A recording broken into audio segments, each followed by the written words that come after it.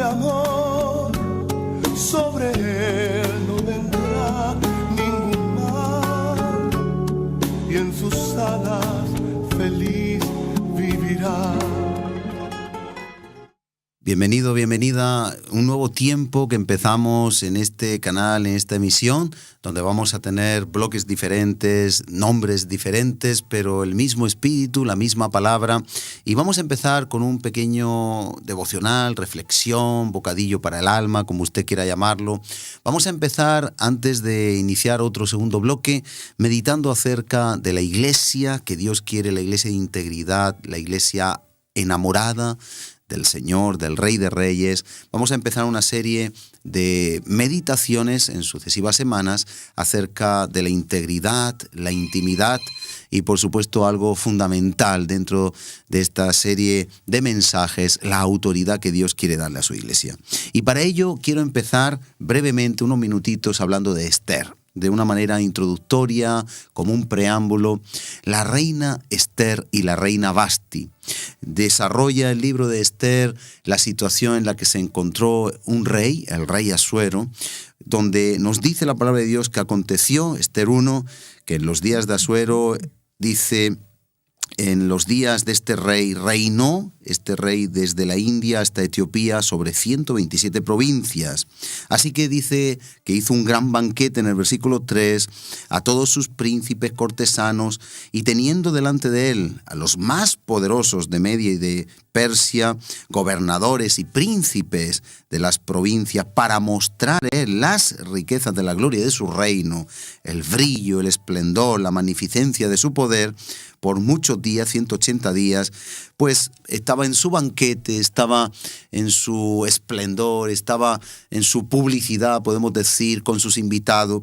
Y llegó un momento donde él, dice en el versículo 10, que estaba alegre por el vino y mandó a Meumán, Bigta, Arbona, a sus eunucos que le servían, que trajesen, versículo 11, a la reina Vasti a la presencia del rey, con la corona regia, para mostrar a los pueblos y a los principales, a los príncipes, su belleza, porque era hermosa. Relata, y nosotros tenemos que ponernos en ese papel. Nosotros somos la esposa, la iglesia es la esposa del Rey de Reyes, Señor de Señores. Aún no han llegado las bodas, pero somos, si me permite, la novia. Y el rey estaba contento con su esposa, estaba contento con la festividad, con el banquete. Pero esta reina, dice el versículo también 9, que asimismo Vasti hizo banquete para las mujeres en la casa real del rey Asuero. Esta reina estaba en sus asuntos, con sus amigas, con sus quehaceres, con sus obligaciones, y estaba disfrutando del momento. En el momento que el rey Asuero llama a la reina Vasti, Vasti va a desobedecer, Vasti no va a venir. Y yo me pregunto y le pregunto a usted si nosotros estamos actuando de alguna manera de la misma forma. ¿Estamos atentos al llamado de Dios?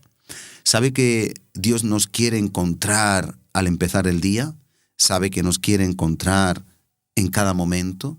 No de una manera religiosa al empezar el día. Él quiere estar continuamente conectado con nosotros.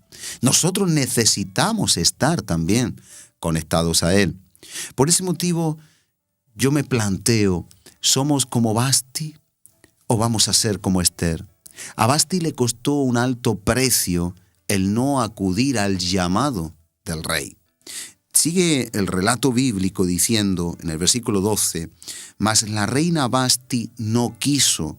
A veces la iglesia podemos caer, cuando digo la iglesia hablo en general como una autocrítica, cada uno examínese. Podemos caer en estar muy ocupados, muy entretenidos, en muchas cosas que hacer, en quehaceres, pero quizá no estamos en el llamado, en la responsabilidad, en el lugar. Porque si usted observa, Vasti estaba en la casa real, en un convite real. Todo era gracias al rey, pero no estaba honrando al rey. Era la esposa del rey, pero no daba honor al rey. Era beneficiada por el rey, pero no honraba ni le daba al rey la parte que le correspondía. Ella necesitaba al rey, ser atendido por ella. Y ella hizo una omisión de sus deberes. La iglesia no puede omitir los deberes. La iglesia no debe de dejar de hacer todo aquello para lo cual Dios, en este caso Cristo, nos ha escogido. Él es el esposo, Él es el que nos tomó.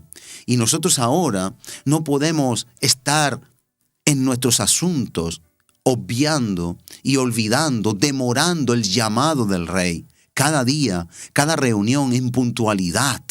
¿Es usted puntual cuando acude al servicio religioso? ¿Es usted estricto?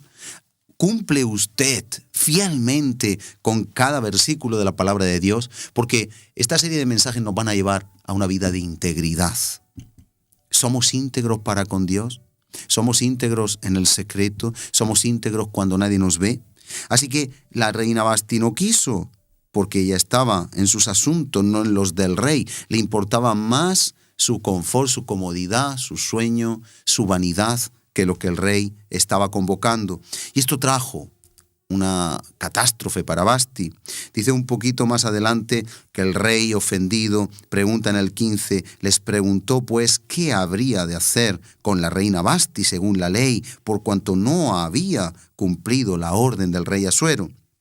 Total que, en definitiva, dice que esto no podía llegar a oídos de todas las mujeres porque iban a perder, a tener en poca estima a sus maridos, le iban a perder el respeto, la honra, y tuvo que ser depuesta por ese menosprecio, dice el versículo 18.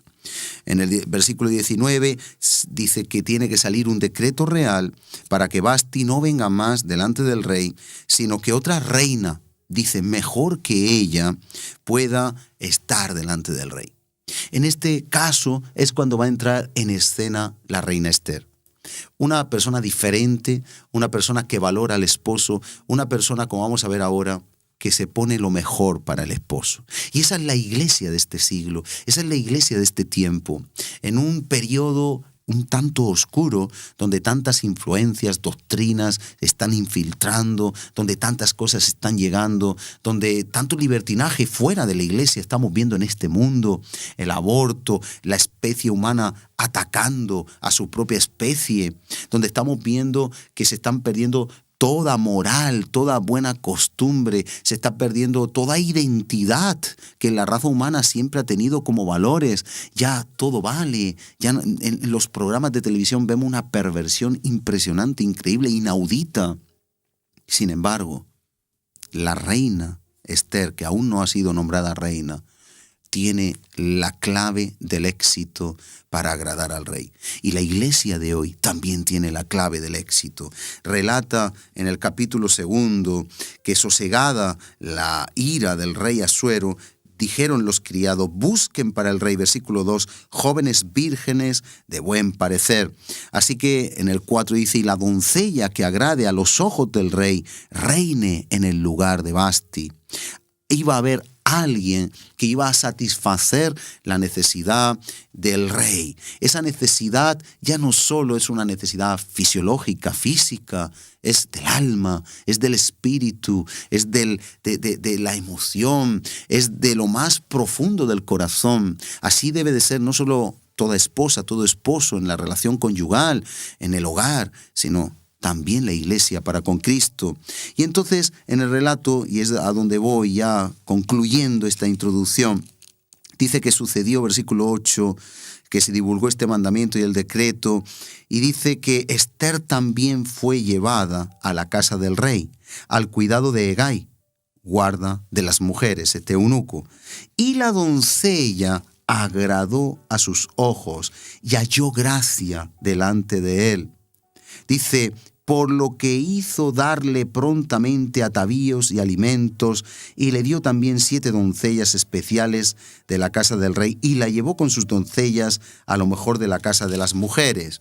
De modo que en el versículo 13, esta Esther, esta reina diferente, atenta a la necesidad del rey, que se ataviaba con lo que le gustaba al rey, que el rey le dijo, estos son los trajes, que los eunucos le decían, estos son los trajes. Ella se ponía para agradar al rey, se vestía para agradar al rey, se perfumaba para agradar al rey. ¿Se viste usted, se perfuma, se atavía? se baña en la sangre de Cristo, se perfuma con el perfume de Cristo, tiene usted el incienso que agrada a Cristo, es usted una persona de oración, de comunión, de intimidad.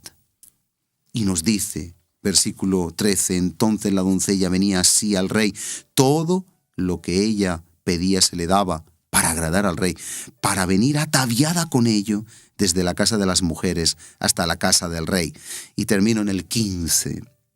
Cuando le llegó a Esther, hija de Abinail, tío de Mardoqueo, quien la había tomado por hija, el tiempo de venir al rey, ninguna cosa procuró, sino lo que le dijo Hegai, eunuco del rey, guarda de las mujeres, y ganaba Esther el favor de todos los que la veían. En otras palabras, Esther seguía todo consejo del eunuco. En este caso el eunuco es un tipo del Espíritu Santo. La iglesia que se comporta como Esther escucha la voz del Espíritu Santo para agradar al rey y hallar gracia delante de él. Y Esther va a ser el tipo de una mujer o iglesia, aplicándolo, que cuando el rey la necesita está allí. Como dice él en otro pasaje, busqué hombres, personas que hicieran vallado a favor de mi pueblo y no los hallé. Vamos a ser nosotros como Esther, nos vamos a vestir, nos vamos a ataviar, nos vamos a perfumar, nos vamos a preparar para agradar a nuestro rey. O vamos a ser como Vasti, que solo tenía tiempo para sus fiestas, para pintarse sus uñas, sus vanidades personales. ¿Vamos a estar ocupados en el reino de Dios y en su justicia o vamos a buscar las demás cosas? Recuerde que Vasti estaba en la casa real, con el servicio real, con todo lo que era del rey que le había proporcionado a ella, pero sin embargo no honró a su rey. Y el reto de hoy, con el que este primer bloque yo quiero introducir acerca de la intimidad que produce integridad, y la integridad nos lleva a tener autoridad. En ese lema, que vamos a tener varios programas, quiero sembrarle este pensamiento: seamos como la reina Esther.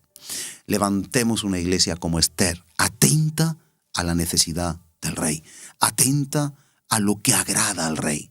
Todo lo que al rey le agradaba, Esther se ponía. Todo consejo del eunuco, Esther lo escuchaba, porque su única misión para esa hora había llegado, y usted y yo hemos llegado para esta hora. Son tiempos de oscurantismo, tiniebla y oscuridad cubrirán la tierra, pero he aquí, la luz de Jehová amanecerá, resplandecerá. Y usted y yo tenemos el llamado para esta hora, hemos llegado, como le dijo Mardoqueo a Esther, para ser esa Esther del siglo XXI, donde podamos agradar a nuestro rey, servir a nuestro rey, honrar a nuestro rey, deleitar a Jesús nuestro rey. Yo quiero orar brevemente para que podamos entender qué importante es que dejemos de vivir para nuestros asuntos y vivamos para los asuntos del reino. Amado Padre, en este primer bloque dedicamos a ti nuestras vidas y ponemos a cada persona que nos ha estado escuchando, siguiendo en este programa, y queremos pedirte que podamos ser como la reina Esther, que podamos honrarte. Vasti es el ejemplo contrario. Vasti es una reina que deshonró al rey, que no quiso atender al llamado porque estaba enjugascada, estaba totalmente absorta en los deleites vanos de la vida, en las vanidades ilusorias de este mundo. Y esa desatención le costó esa posición que ella tenía tan honrosa. Sin embargo, Esther se dejó guiar como la iglesia, y nosotros tenemos que dejarnos guiar por el Espíritu Santo para que nos atavíe y nos haga dignos de la confianza y de la honra del Rey. Gracias te damos, Señor, que esta palabra pueda caer en cada corazón y nos lleve a ser como Esther, hombres y mujeres, atentos a lo que agrada a nuestro Jesús, a nuestro Maestro, a nuestro Rey, para querer agradarle en todo. Sea una realidad en nuestra vida, en el nombre de Jesús. Amén. Visto este bloque, vamos a hacer una pequeña pausa y vamos a seguir con el segundo bloque, analizando un tema que teníamos pendiente. Venimos enseguida. En sus alas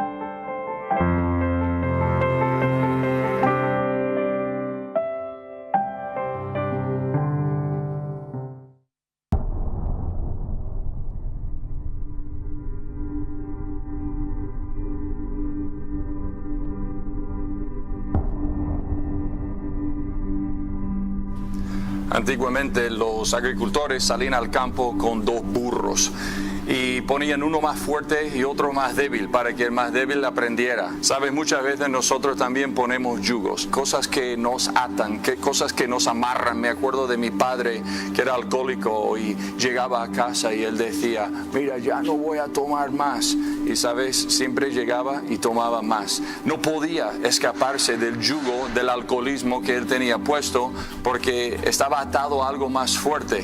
También tenía amargura y falta de perdón, resentimiento en su corazón, y él quería perdonar pero no podía. ¿Por qué? Porque tenía un yugo puesto, algo más fuerte le estaba dominando. La gran pregunta es, ¿hay alguien que nos puede quitar el yugo? ¿Hay alguien que nos puede quitar el peso, que nos pueda librar? ¿O tenemos que vivir así para siempre, amarrado a un yugo?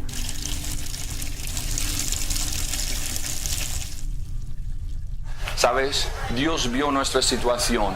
Hace 2000 años Él envió a su Hijo Jesucristo a la tierra. ¿Y sabe lo que Cristo hizo por nosotros? Él cargó todo el peso de nuestro pecado encima.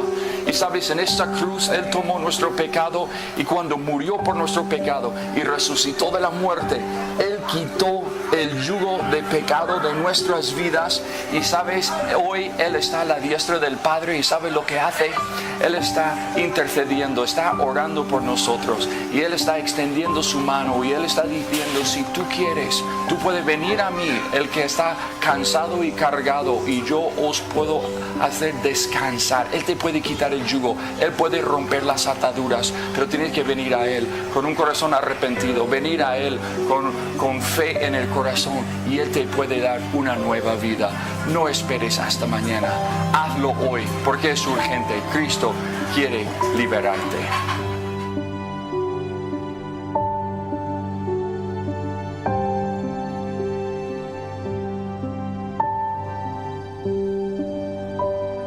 Y en sus alas feliz vivirá. Pues continuamos aquí en este segundo bloque ahora, donde queremos tener un tiempo de meditación con un tema que tenemos a medio derribados, pero no destruidos, porque sabemos que Dios nos guarda. Es un tema que tenemos a medio de programas anteriores y queremos avanzar un poquito más hoy, si es posible concluir, pero no sin antes poner un interesante vídeo que nos va a servir de inspiración, de entendimiento, de comprensión, y paso a invitar a nuestro invitado a presentarle y a debatir en los minutos que nos restan sobre este interesante tema, derribados pero no destruidos. No se lo pierdan, volvemos enseguida. ¿Qué tal? Buen día, bienvenido. La misión de hoy está basada en 2 de Corintios 4:9, dice, derribados pero no destruidos. Había 3 cachorros de león en la selva, pero su padre murió repentinamente. Entonces los animales determinaron que mediante una competencia decidirían quién sería el próximo rey. Debían escalar la montaña difícil, esa era la prueba. Pero ninguno llegó a la cima. La confusión fue mayúscula. ¿Quién era el rey si todos habían sido derrotados? Entonces intervino el águila. El tercer cachorro es el rey, dijo. La muchedumbre preguntó por qué. El águila explicó. Volaba alto y vi a los primeros regresar destruidos. Sin embargo, el tercero, aún derribado, dijo a la montaña que estaba vencido, por ahora, pero que él crecería y ella sería igual. Tarde o temprano, él la vencería. Hermano mío, ahí está la clave. No se trata de caer, sino de la actitud que asumimos al ser derribados. O nos declaramos vencidos, o alimentamos la esperanza y lo volvemos a intentar una vez, y otra vez, y otra vez. Ahora bien, nuestra esperanza, dice la Escritura, es Jesucristo. Y Él lo dejó claro. Anímense, yo he vencido al mundo. Y añade, nadie te podrá hacer frente. Y no sé para ti, pero para mí nadie es nadie. Eso explica que nos veamos atribulados, pero no abatidos. Perplejos, pero no desesperados. Perseguidos, pero no abandonados. Derribados, pero no destruidos. Eso dice la palabra. Has perdido una batalla, no la guerra. El capítulo de hoy no es el final, sino el principio de tu historia, de tu matrimonio, estudios, profesión, negocios, sueños, hijos, qué sé yo. Levántate, confiado como un león. Anímate, estás derribado, pero no destruido. Vamos, escala tu montaña difícil y dedícate a reinar hoy. Esta es la misión. Espero que Te deseo de bendición y te mando un abrazo fortísimo desde Panamá. Esa victoria, como podemos decir un amén en mayúscula. Qué importante, qué interesante. Y sin dilación, tenemos el tiempo un poquito justito. Tenemos a Eusebio Perona, pastor en Mula, en Sangonera, ministro del Señor. Y bienvenido una vez más. Muchas gracias. Bien hallado. Y tenemos pendiente, ¿no?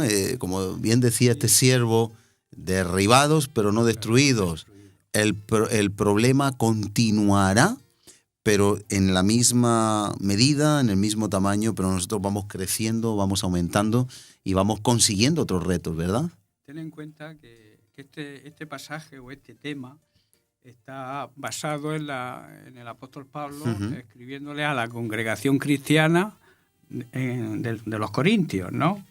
Y les dice que eso, precisamente, entre otras cosas, el tema de hoy es derribados, pero no destruidos. Ajá. Aquí Pablo, digamos que está aceptando que como creyentes podemos caer, pero nunca permitir ser destruidos, ¿no? Es lo que trata de transmitir aquí la palabra de Dios a través del apóstol Pablo, ¿no?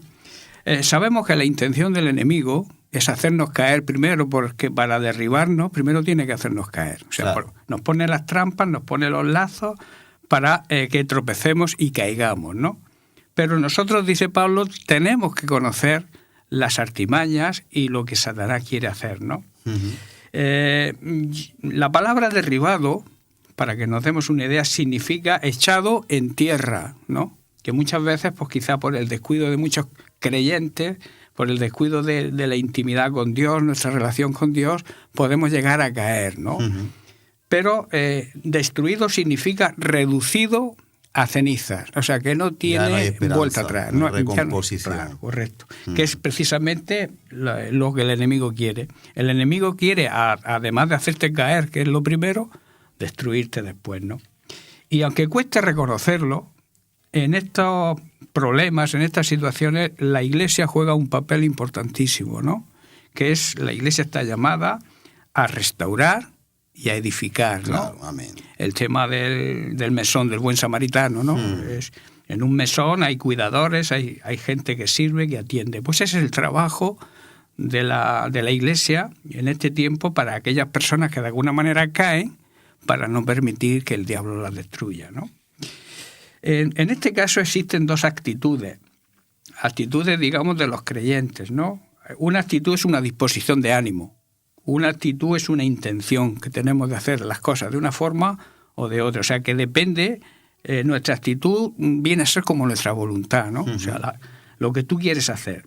Entonces existen dos actitudes dentro de los hermanos de la familia cristiana, ¿no? La actitud de aquellos creyentes que ante los hermanos que caen, en vez de levantarlos y de ayudarles, los critican y los desprecian. Una actitud diabólica. Luego veremos las características de estas personas, ¿no?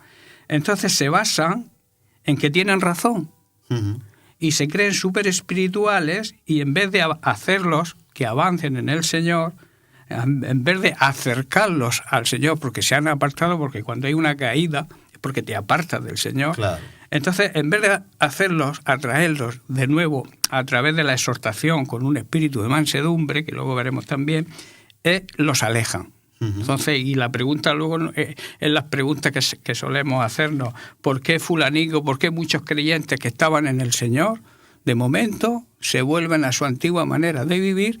Porque a alguien, cuando tropezaron, cuando cayeron, tuvieron una caída, nadie les echó una mano, ¿no? Y entonces se van resentidos. Que eso a veces es lo malo, porque van resentidos contra la Iglesia y a la larga contra Dios, ¿no?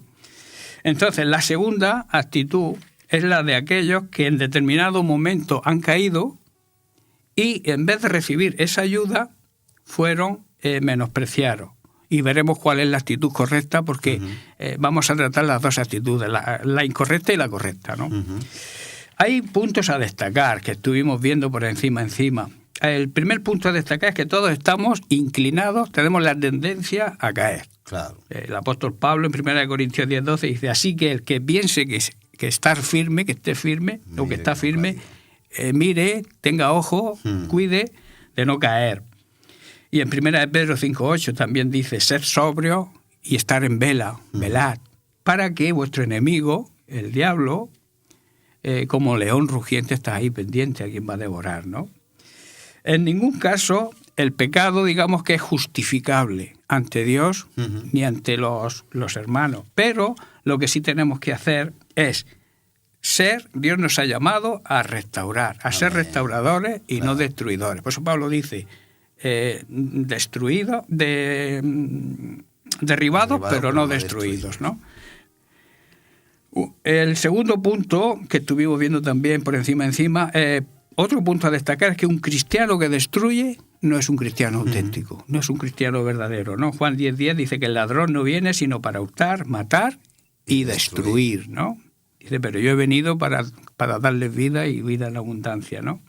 Si destruyes, estás haciendo el trabajo de Satanás. Eso así de claro, ¿no? Claro que sí. Hay características de este tipo de personas.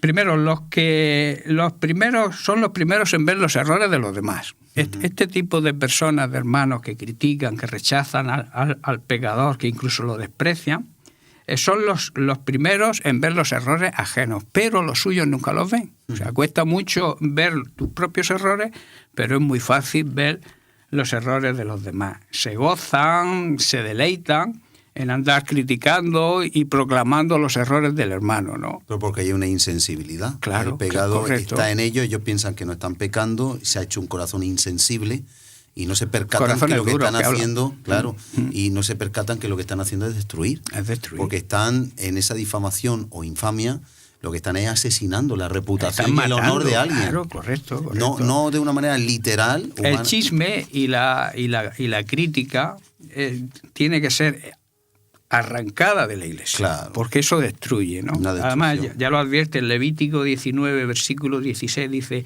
no andarás difamando en medio de tu pueblo, ni harás nada contra la vida de tu prójimo. Ya está bien advertido ahí, ¿no? Pero estas personas se amparan en que como es la verdad, ¿por qué tengo que callarme, no? Claro. Como yo estoy bien con el Señor, se supone que yo soy súper espiritual y yo estoy bien, yo no puedo dejar de decir lo que estos hermanos hacen. En vez de restaurar, lo que hacen es destruir, ¿no? Entonces, quiero leer en Hebreos capítulo 3, verso 13, ¿no? Que habla sobre esto. Dice, exhortaos los unos a los otros. Es importante que esto lo sepamos. ¿Qué es una exhortación? Exhortar es convencer, por medio de palabras, a alguien para que haga o deje de hacer algo con palabras suaves, bondadosas, no riñendo a la gente. A la gente no hay que reñirle. A veces nos enojamos porque el que riñe parece que habla enojado, ¿no? Pero por eso dice que tiene que ser con un espíritu de mansedumbre, porque dice aquí, entre tanto que se dice hoy, para que ninguno de vosotros se endurezca por el engaño del pecado. Claro. Y en Gálatas 6:1 dice, hermanos, si alguno fuese sorprendido en alguna falta, vosotros que sois espirituales, debéis restaurarle, no destruirle, Con espíritu de mansedumbre. con espíritu de mansedumbre. El espíritu de mansedumbre es aquel que actúa con bondad, que tiene buen trato, que cuando tú corriges a alguien, la persona se siente incluso agradecida con ese alguien, porque tú estás intentando que esa persona sacarla adelante. Y hace el menos ruido posible. Se entera prácticamente nadie. Es un compromiso. Tú ves que un hermano tiene un problema, tiene una situación, ha caído. ¿Por qué tienes que ir divulgándolo por ahí?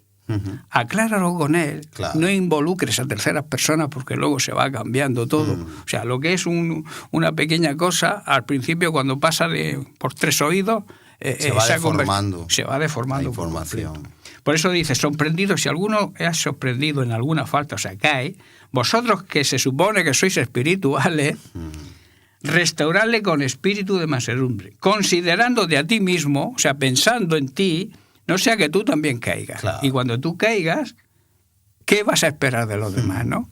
Entonces, eso digamos que es el tema por donde más o menos nos quedamos el otro día. El siguiente punto de estas personas, o la siguiente característica, es que siempre van acusando a los demás, pero nunca se acusan a ellos mismos. Y cuando los acusa o les dices algo, se ponen en contra tuya. Sí. O sea, rechazan, digamos, la exhortación, porque como ellos son perfectos, ellos se supone que están bien con Dios, pues acusan, pero no se dejan acusar. Están cegados por un espíritu de acusación. Claro. ¿Y sabes cuál es el acusador por excelencia? Claro, ya sabemos. En Apocalipsis 12:10 te lo dice. Ha sido lanzado fuera el acusador de nuestros hermanos, que es el mismo diablo, Satanás, ¿no? Nunca aceptan que ellos pueden pecar. Nunca aceptan que ellos pueden caer, porque son perfectos, ¿no? Y están en esa situación que yo creo que es engañosa. Ojo, no lo aceptan en el espíritu No, de cómo se en su comportan, carne. pero en la boca dicen, no, si yo también soy pecador. Pero es que, o sea, lo aceptan de boca, Sí, sí. pero no de espíritu. Es como aquel que cuando va a pedir perdón dice, si te he ofendido en algo, perdóname. Eso no es pedir perdón. Claro. Pedir perdón es decir, mira, reconozco que te he ofendido y como sé que te he ofendido, te pido perdón. Pero si tú dices, si te he ofendido, estás diciendo, yo no soy consciente, mi espíritu no está diciendo que yo te he ofendido. Pero si tú te has sentido ofendido, eso no es pedir perdón. Por aquí pasa lo mismo. Decimos las cosas de la boca para afuera, pero en el interior no las sentimos. Claro. Y eso crea conflictos y grandes problemas hoy en día dentro de las iglesias, ¿no?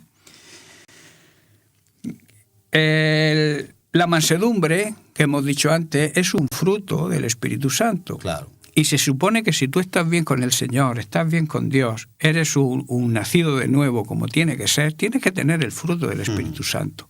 Y si en ti no hay mansedumbre, perdóname, pero dudo que esté lleno del Espíritu Santo, ¿no?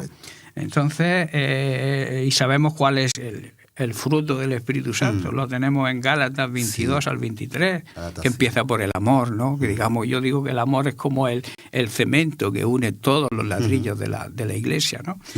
El amor, el gozo, la paz, la paciencia, la benignidad, la bondad, la fe, la mansedumbre, que es también humildad, ser humilde, y la templanza, o sea, saber perdonar, aunque tengas la ocasión de vengarte, lo que significa ser templado, aunque tengas la ocasión de vengarte, no te vengas, porque tienes esa templanza, ese dominio propio que hablamos, ¿no? Capacidad de no romperse ante Antes circunstancias, exactamente, que tú tienes espada templada, el cristal incluso templado. teniendo tú la oportunidad de vengarte, no te vengas, sino que actúas con el digamos, la primera característica del fruto del Espíritu Santo, actúas en amor, porque las demás características de este fruto, si le quitas el amor, no puedes, es imposible que las tengas. Claro. El amor es lo que cubre todo. Fundamental. Engloba todo lo demás. Es que engloba. Porque todo lo puede, todo lo cree, fe, todo lo Primera soporta, Corintios 13, claro. todo lo sufre. Y nunca deja de ser. Entonces engloba todo, pero bueno, es una forma también de describirlo. Bueno, la tercera característica que vemos es que vende menos a los demás, o sea, vende menos al que cometió pecado.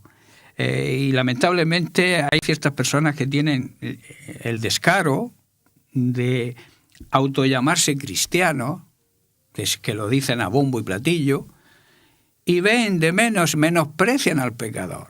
Yo me imagino a Jesucristo. ¿Tú te imaginas a Jesucristo despreciando al pecador? No, él lo dijo claro, los publicanos y las rameras Irán entrarán delante de vosotros en el reino de los cielos. Entonces yo no me imagino a Jesucristo menospreciando al pecador. Él vino a salvar lo que se había perdido. Sí, Mateo es el objetivo. Mateo 18:11 dice, porque el Hijo del Hombre ha venido para salvar lo que se había perdido.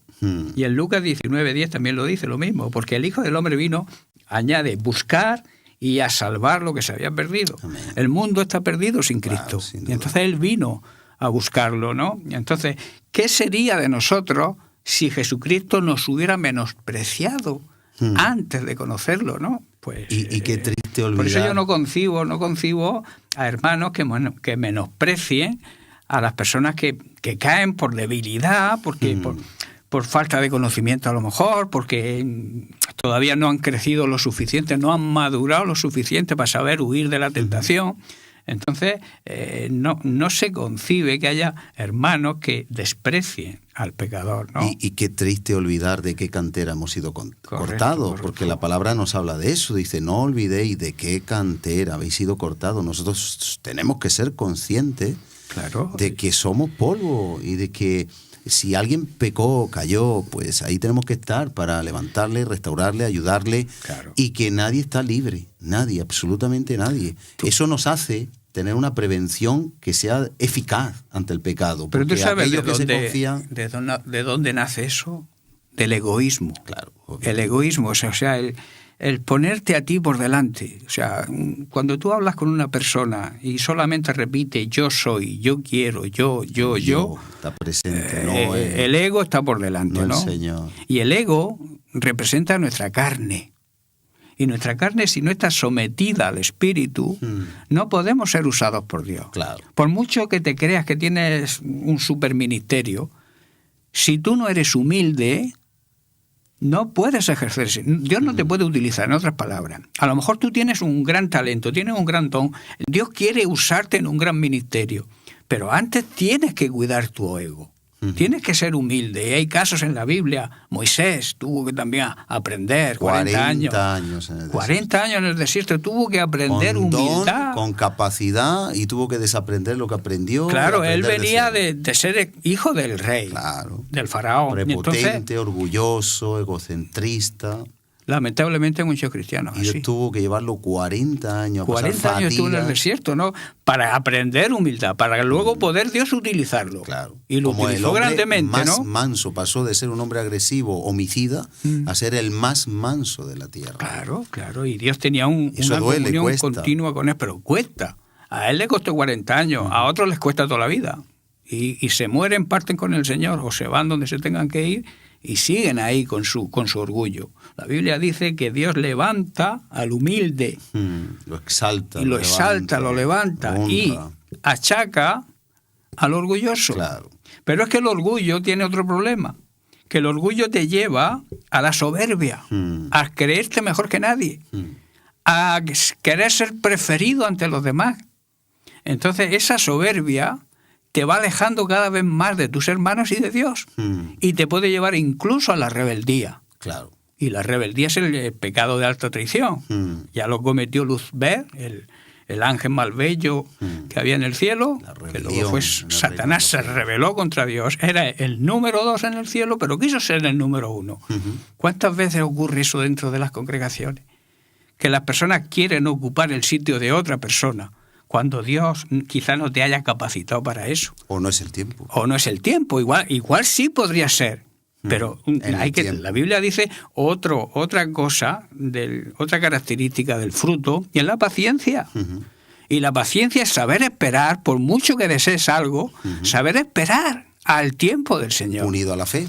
Claro, es que si tú no eres soberano, si no tienes paciencia, es que no tienes fe tampoco. Claro. Porque la paciencia, la fe te lleva a esperar, quizá ansiosamente, porque deseas ser usado o usada por Dios. Pero esa paciencia es la que te hace madurar. Tú no puedes ser como un niño pequeño, que quiere una cosa y la quieres ya. Y si no te la dan, empiezas a llorar y a patalear.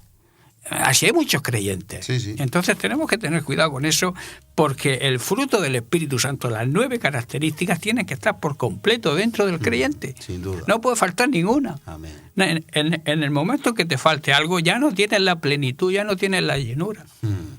Porque es así, la Biblia así lo enseña. Si una persona ha pecado, es necesario que se le ayude y no se le destruya. Amén. Si una persona cae, hay que tenderle la mano, no pisarle la cabeza. Claro. Entonces, esa es la ley del buen cristiano, ¿no? Y muchas veces la excusa que se pone es que, como han pecado, son pecadores inmundos, me puedo contagiar y por eso no me acerco a ellos. Eso es una excusa. Y las excusas sabemos lo que es, ¿no? Una excusa es aquel que deja de cumplir una obligación y pone un pretexto, ¿no?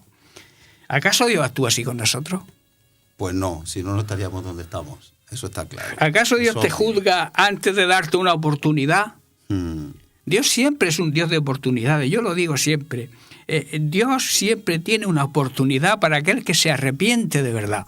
Amén. Lo que pasa es que la dureza del corazón a veces es tan duro que la palabra rebota. Es como el agua contra la Un roca. frontón. Tú tiras agua contra la roca y la roca no absorbe el agua, Sí. la despide. Amén. Pues muchas veces ocurre eso. La palabra es la simbología, o sea, el agua es la simbología de la palabra. Y cuando la palabra cae contra una roca, es repelida. Ahora, cuando cae en un corazón blando, un corazón con buena tierra, absorbe. entonces la absorbe. Y esa palabra da su fruto. Amén. Pero si rebota, es imposible. Claro. Por eso decía el profeta, Dios hablando a través del profeta, pondré un corazón nuevo dentro de vosotros. Quitaré el corazón de piedra endurecido y pondré un corazón de carne, donde la palabra, mi palabra, pueda hacer el trabajo, el fruto, y dé el fruto para el cual yo la envío, ¿no? Definitivamente Dios siempre tiene los brazos abiertos para aquel que quiera arrepentirse, ¿no? Así es. Mateo 7.1, hablábamos creo la semana pasada, En el anterior programa. Sí, en el anterior programa. Dice, no juzguen a otros para que Dios no los juzgue a ustedes. Los juzgará a ustedes de la misma manera que ustedes juzgan a otros. Leo en la versión Dios habla hoy. Y con la misma medida con que ustedes den a otros, Dios les dará a ustedes. Y habla de mirar la pajilla en el ojo ajeno y te dice, si tú tienes una viga, un tronco en tu ojo, ¿cómo puedes quitar la astilla? Tendrás que quitar primero tu viga, claro, para que te deje ver la astilla en el ojo de tu hermano. Y en el verso 5 de Mateo 7 dice, hipócrita. ¿Qué significa hipócrita? Falso. Aquel que aparente. quiere aparentar lo que no es. Claro. Ahí está diciendo, eres un hipócrita. Saca primero el tronco de tu propio ojo y así podrás ver bien para sacar la astilla que tiene tu hermano, ¿no? Así es. Tenemos que concluir, Eusebio. Pues, vale. Una conclusión rápida. Pues que es hora de que abramos los ojos, ¿no? Como Despertar creyentes. del sueño. Despertar del letargo. Exactamente. A veces estamos dormidos, caemos en la monotonía de los cultos, de esto y del otro, pero tenemos que abrir los ojos y empezar a darnos cuenta que dentro, que a lo mejor es el hermano que tú tienes a tu lado, tiene un problema. Y tú, en vez de ignorarlo o criticarlo, lo que debemos hacer es ayudarle. Pero para eso necesitamos tener comunión los unos con los otros. La Biblia enseña que tenemos que exhortarnos, que tenemos que amarnos, que tenemos que ayudarnos. Y para eso se necesita comunión, ¿no? Amén. Entonces, yo no te puedo ayudar a ti si tú no eres franco conmigo. Si tú vas a la iglesia y te sientas ahí, acabas, sales, no hablas con nadie, nunca puede haber una restauración. Claro. Por eso yo invito a que despertemos. Y nada, y seguiremos, si Dios lo permite, la semana próxima, Amén. porque hay tema para largo. Ok. Dios lo guiará. Yo solo culminar diciendo, la mujer sabia, dice la palabra de Dios, la mujer sabia edifica su casa. Seamos iglesias de sabiduría, que edificamos, que construimos, mientras que la mujer necia, como explicaba Eusebio al principio, derriba con su mano todo lo construido, lo derriba, lo hace ceniza, lo hace caer, lo destruye. Es importante que no haya destrucción. Es importante que si caemos no haya destrucción. En la iglesia, como bien se ha explicado, tenemos que estar para levantar y tenemos que estar para restaurar.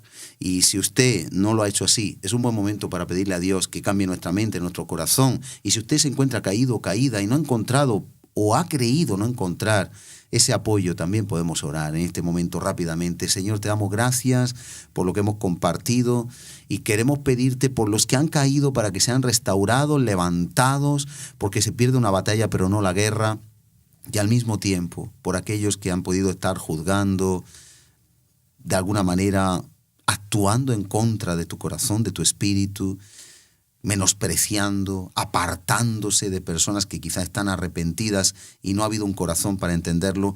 Hoy te pedimos que tú, que eres Dios de restauración y has venido a salvar lo que se ha perdido, puedas poner tu mano de misericordia sobre todas las personas que están siguiendo este programa, dando una nueva oportunidad, como se ha dicho, como ha dicho tu siervo. Si hay una persona arrepentida, Dios le da nueva oportunidad, porque como dice tu palabra, el que confiesa su pecado y se aparta, alcanza misericordia, pero el que lo encubre no prosperará. Restáuranos, Señor, restaura tu pueblo y restaura a cada necesitado, en el nombre de Jesús. Amén. Eusebio, gracias por estar aquí. Nada. Y despedimos Es un el placer. programa por hoy. Hasta el próximo programa. Que Dios les bendiga y que podamos ser una iglesia de restauración. Hasta el próximo programa. Al abrigo de Dios, morará bajo sombras de amor sobre él.